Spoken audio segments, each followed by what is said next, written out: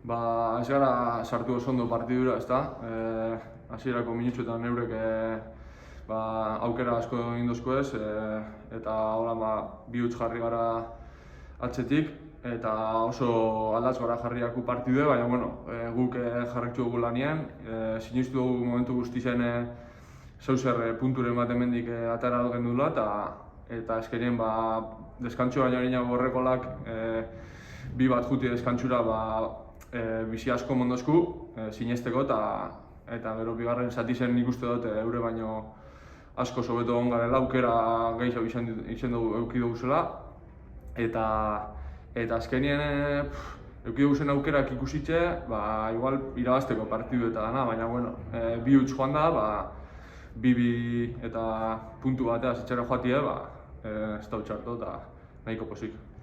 Lehenengoa bigarren paloan korner bat, seginen korner bat, ikusi dut nahiko paseta doala, porteru esala heltzen, eta salto dut eta justo goio izen hartu dut, eta sartu ahal izen dut hori gola. Gero beste aukera bat eduki dut porteru ondo atxika doztela, eta bigarren zati zen nire gola baino harino beste aukera bat eduki dut porteruek ainkigaz atara doztela, lau aukeratik bi sartu dutez, eta mintxete puntu bat lortzeko baliz izen duzku, eta posik horre aldotik. La verdad que no hemos empezado muy bien, los primeros minutos nos ha costado y ellos nos han creado algunas ocasiones que al final nos hemos puesto 2-0 por detrás en el marcador y muy cuesta arriba el partido, pero hemos seguido trabajando, creyendo en lo que hacemos y poco a poco hemos empezado a generar ocasiones.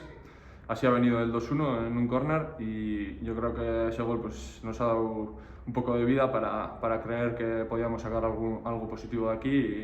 y al final en la segunda parte yo creo que hemos salido bastante mejor que ellos, hemos tenido más ocasiones y hemos podido empatar y yo creo que incluso ganar, habiendo metido alguna de las ocasiones más que hemos tenido. Sí, el primero ha sido un córner pasado de seguir al segundo palo, que he visto que el portero no llegaba y a mí me tocaba ir al segundo palo y la he cogido arriba y he podido rematar hacia abajo para meterla. Y luego el segundo gol, la verdad que en la segunda parte he tenido otra mano a mano con el portero que me la ha sacado con el pie y la verdad que estaba un poco fastidiado por no meterla, pero luego me ha caído ese balón que he podido meterla con el empeine y contento por ayudar al equipo a sumar un punto. Yo creo que es igual de fácil la respuesta que la pregunta, salvarnos y seguir otro año más en la categoría.